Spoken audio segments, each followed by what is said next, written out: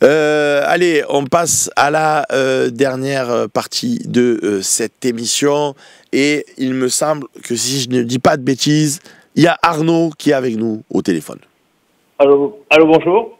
Salut Arnaud. Bonjour Monsieur Sébastien. C'est un honneur de pouvoir vous parler en tant que supporter de l'OM. Ça fait des années que je suis là. Eh bien écoute, le plaisir est partagé Arnaud. Moi je suis toujours ravi parce que c'est grâce à vous tous qui regardez ces émissions qu'on existe, qu'on est là. Parce que si personne ne regardait, tu imagines bien que forcément je ferais autre chose dans ma vie. Donc le plaisir est vraiment partagé. Je suis heureux de te faire de la place dans cette émission. Oui. Donc, si possible, moi, par rapport, j'aimerais parler éventuellement des remplaçants que vous avez parlé, des départs, Rongier, Ounahi, des remplaçants et des éventuelles venues, vous savez, d'Aubameyang, Guéa, etc. Vas-y, on t'écoute. Donc, par rapport au départ, oui, moi, personnellement, j'envisagerais vraiment un départ d'Ounahi, même si c'est compliqué parce que le joueur cherche vraiment un objectif assez ambitieux. Donc, c'est un joueur qui nous bloque un peu sur le transfert. Sinon, éventuellement, je penserais Rongier, au vu de ses 6 années avec nous, que même s'il ne trouvait pas un club où aller, le garder, le faire jouer, ce serait quand même bien. Est-ce qu'on a perdu Arnaud, Loïc? Allô? Ouais, Allô? ah, je t'entends à nouveau. Donc oui, tu disais, toi tu voudrais bien voir partir Ounahi. Je pense qu'on est tous d'accord dans ce cas.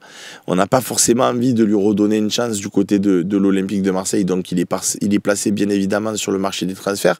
Concernant Rongier, si tu veux, la difficulté c'est que, étant donné qu'ils ont fait un exemple l'année dernière avec Chancel Mbemba en lui disant il te reste une année de contrat, donc soit tu prolonges, soit tu t'en vas, il serait ridicule de laisser penser que un joueur, Chancel Mbemba, qui était quand même très fort, ne nous mentons pas, je parle d'un point de vue du sportif, on lui dit, on s'en est passé toute la saison alors qu'on a eu des manquements dans la défense, en lui disant, maintenant à l'OM, c'est soit on a des contrats, soit s'il ne reste plus qu'une année, on s'en va. C'est exactement la situation de Valentin Rongier. Donc tu ne peux pas faire un passe droit en disant, l'année dernière, tu as tapé du poing sur la table pour montrer l'exemple, et par contre, à Valentin Rongier, tu vas lui dire, toi, à titre exceptionnel, tu peux rester, tu peux... Non, ils vont à Valentin Rongier lui dire la même chose. Valentin, soit tu prolonges, soit tu te trouves un club, soit tu connais la jurisprudence Chancel Mbemba et tu vas plus jouer avec l'effectif de l'équipe pro. Et Valentin Rongier, et c'est en ce sens que je dis que l'année dernière, ce qui a été fait avec Chancel Mbemba, c'était vachement intéressant de mon prisme et de mon point de vue. Moi, je vous raconte chaque fois ce que je ressens et ce que je vois. Vous pouvez ne pas être d'accord, c'est tout ce qui fait la beauté de nos échanges. Mais là, Rongier se dit, les mecs, ils bluffent pas. Je l'ai vu avec Chancel Mbemba, qui était un joueur costaud sportivement. Ils n'ont pas hésité à lui dire, tu prolonges pas ou tu te trouves pas un club, tu joues plus. Et c'est ce qui s'est passé. Donc Valentin, soit il va prolonger aux mêmes conditions le contrat de 2 ans qui lui a été proposé avec le même salaire, soit il va partir ailleurs, mais il ne pourra pas rester dans la même situation. Ou alors ce qu'ils font, c'est complètement fou. Parce que cette privée de Chancel Mbemba l'an passé, pour au final faire une fleur à Valentin Rongier, franchement, moi personnellement, je ne comprendrais pas, je ne verrais pas la cohérence. Je comprends. Le qu'on s'est posé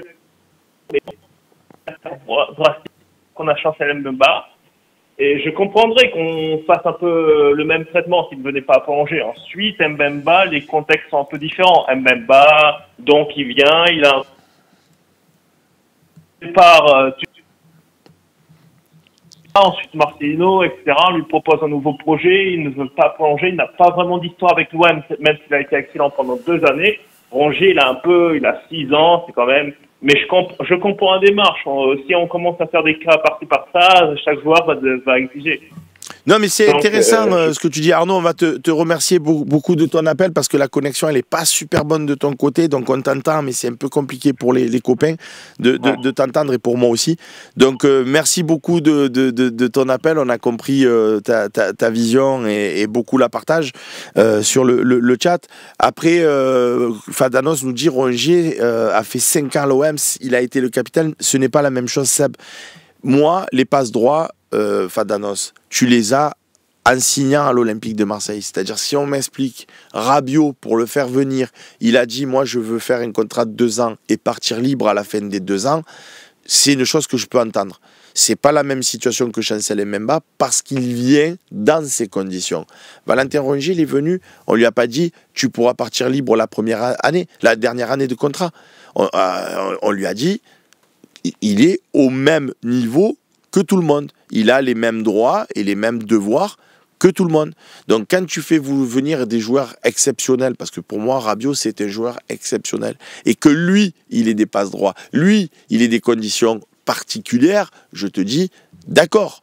Mais quand tu t'appelles Valentin Rongier, que tu es un très bon joueur, mais que tu n'es pas exceptionnel, ben, tu n'as pas les mêmes passes droits, c'est tout. Donc à un moment donné, Valentin Rongier, soit il marche avec le règlement nouvellement instauré par le club, à savoir personne ne reste au club dans sa dernière année de contrat, soit il se passera ce qui se passera. Mais au moins, le club a posé des bases solides, fermes, et se fait respecter. Et moi, je trouve ça bien. Et que ce soit Valentin Rongier, que ce soit Steve Mandanda, que ce soit Dimitri Payet, que ce soit qui vous voulez, qui ont été des joueurs importants dans le club, ils sont à la même enseigne.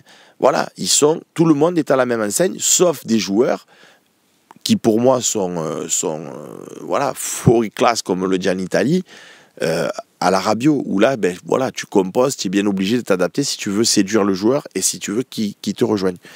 On a Baptiste qui est avec nous au téléphone. Au téléphone. Salut, ça va?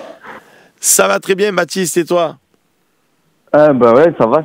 Hein. Moi, j'avais juste un sujet par rapport à un live d'un de tes confrères, Mourad Arts. Je sais pas si tu l'as eu chez toi au Phocéen. C'est journaliste du FCM. Je sais pas si tu vois qui c'est.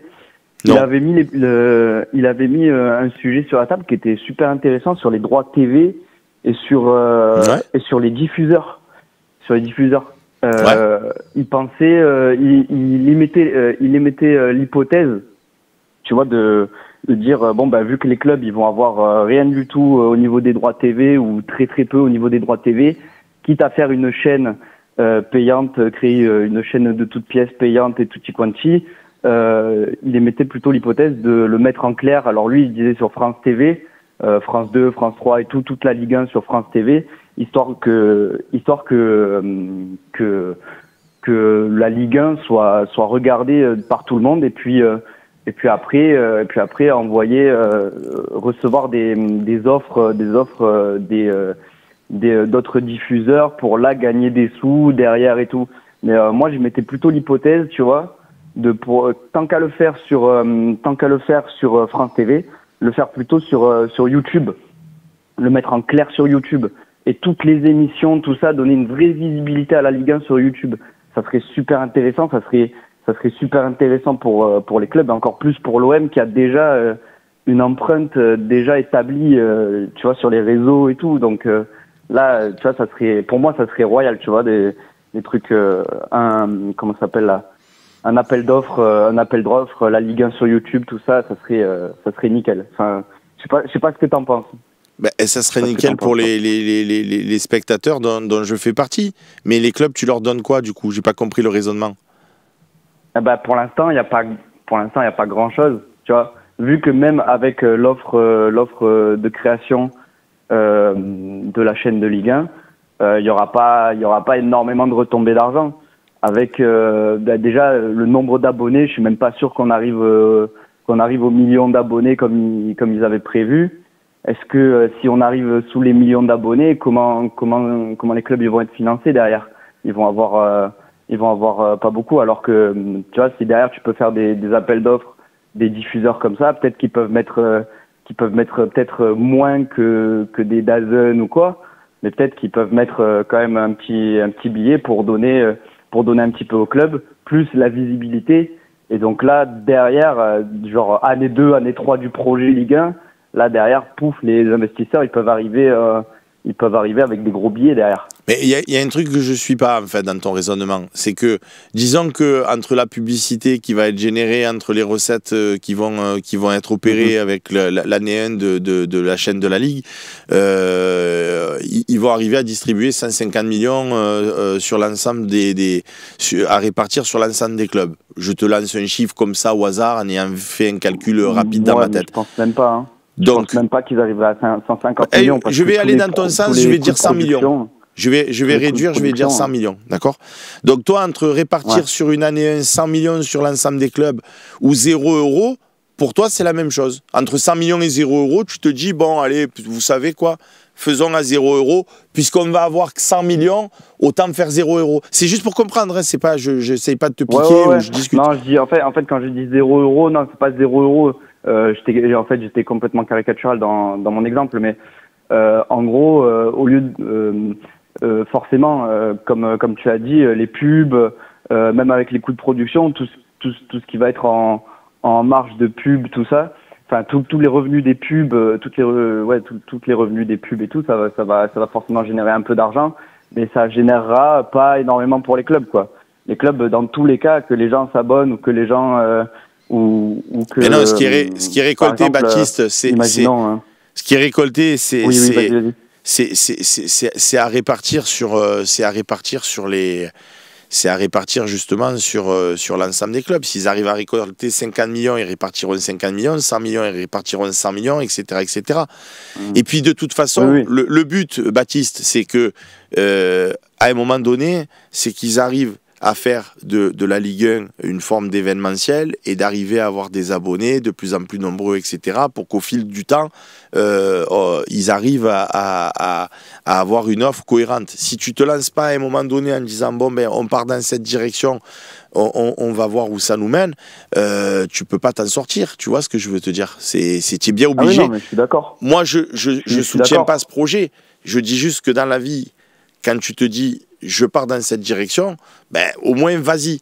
Parce que là, si d'un coup, ils disaient, bon, on a réfléchi, au final, ça va être compliqué, donc on va regarder les matchs sur YouTube.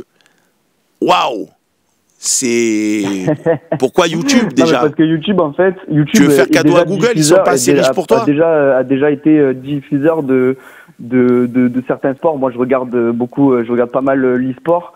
Par exemple, admettons, bon, ça n'a rien à voir, mais sur l'e-sport, par exemple Call of Duty, ils ont mis un cachet et ils ont l'exclusivité de tous les lives de retransmission de matchs de Call of Duty sur YouTube. Et YouTube a mis un billet d'exclusivité là-dessus et ils ont mis beaucoup, justement. Ils ont mis quelque chose comme une centaine de millions, genre c'est assez énorme, quoi. Ok, ben écoute. Merci d'avoir. C'est pour ça qu'en fait je pose ça là. C'est pour ça que je pose ça là. Tu vois, c'est pas. Voilà. Je me dis si ça existe pour Call of Duty, bon bah pourquoi pas pour la Ligue 1, tu vois.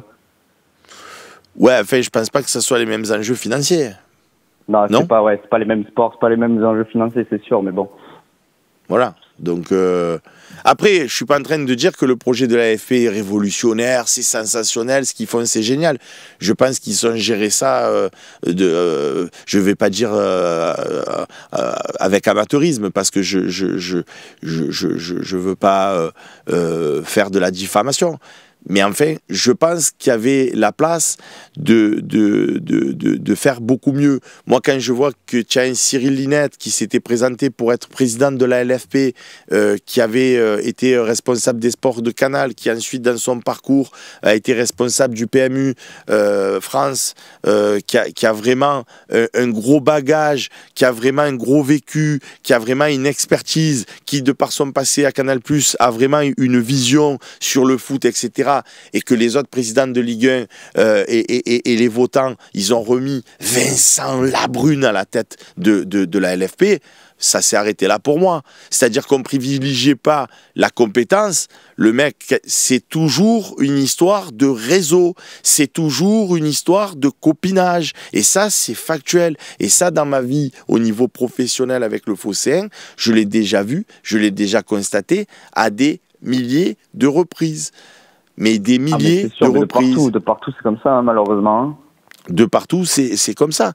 Donc après, moi, voilà. Donc après, là, ils continuent de faire de faire ce qu'ils font, c'est-à-dire que voilà, ils essayent, ils tentent, ils testent, mais bon, c'est pas comme ça qu'on dirige. Baptiste, merci beaucoup d'avoir appelé, d'avoir relayé. Ben, avec grand plaisir. Il y avait un copain là qui a dit tout à l'heure. et je voulais réagir.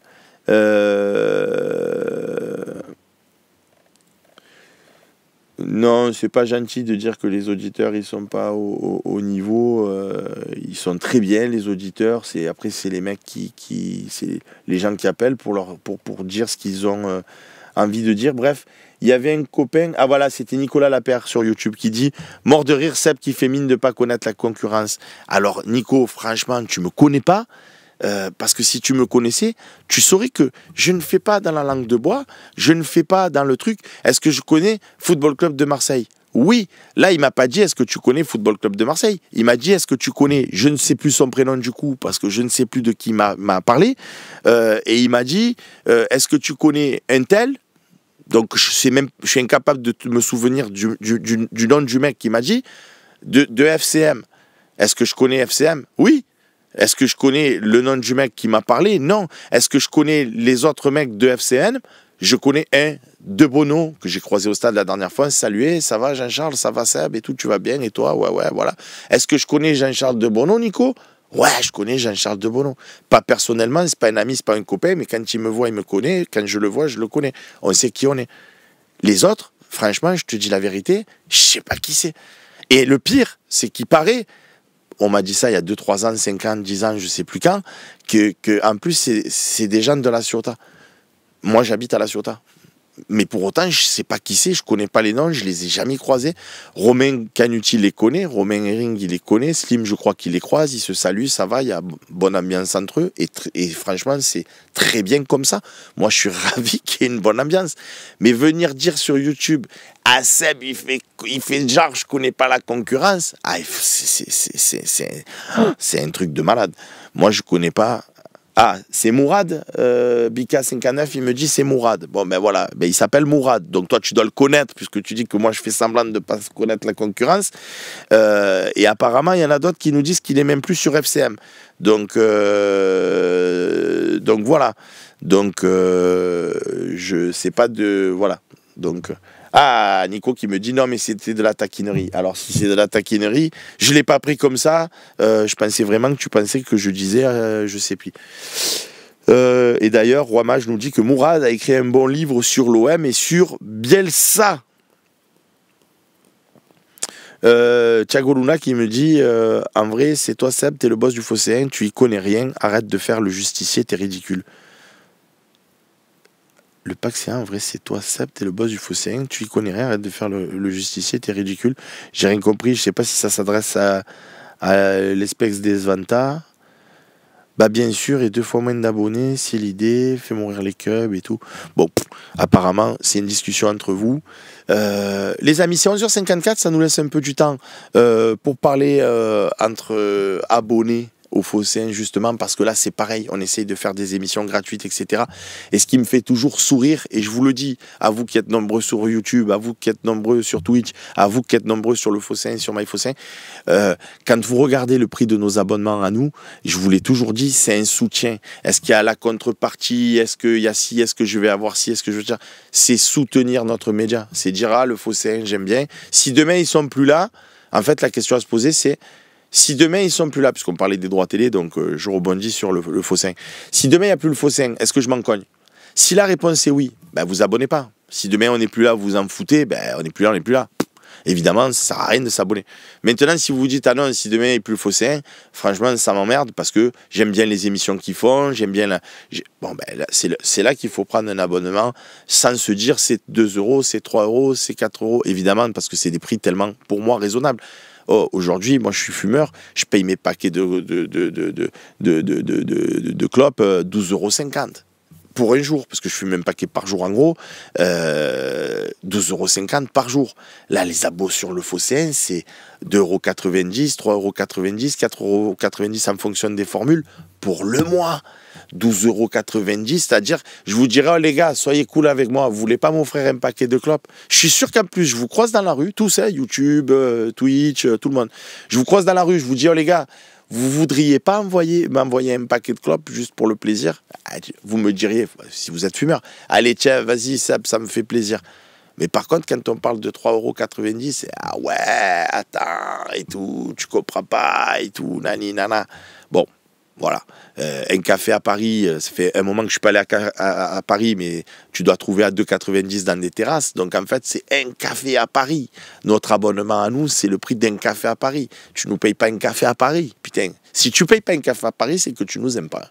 La vérité. Et si tu nous aimes pas, ne nous regarde pas. C'est soit tu nous aimes pas, soit tu nous aimes bien. Si tu nous aimes bien, paye-nous un café. Enfin, moi, je le vois comme ça. Mais après, chacun vit sa vie, chacun a ses réalités économiques aussi. Et je sais qu'il y en a qui sont en difficulté. Donc, franchement, gardez votre argent. Et si vous voulez avoir un abonnement, vous me le dites, je vous en offre avec plaisir. Mais à un moment donné, voilà, ces histoires d'abonnement, faut arrêter. On parle de sommes qui sont pas très importantes en rapport d'un paquet de clopes, en rapport d'un café. Voilà. Donc l'histoire elle est là. Donc pour ceux qui nous soutiennent, on va se faire la petite émission entre nous. Vous avez le lien sur Twitch. Si vous êtes sur Twitch, vous cliquez sur le lien, vous basculez sur MyFosséen et on se retrouve tout de suite pour faire la dernière partie. Pour les autres, merci de votre fidélité, merci d'être là, même si vous êtes manifestement pas abonné. Donc je vous dis au revoir et à bientôt. Ciao, ciao.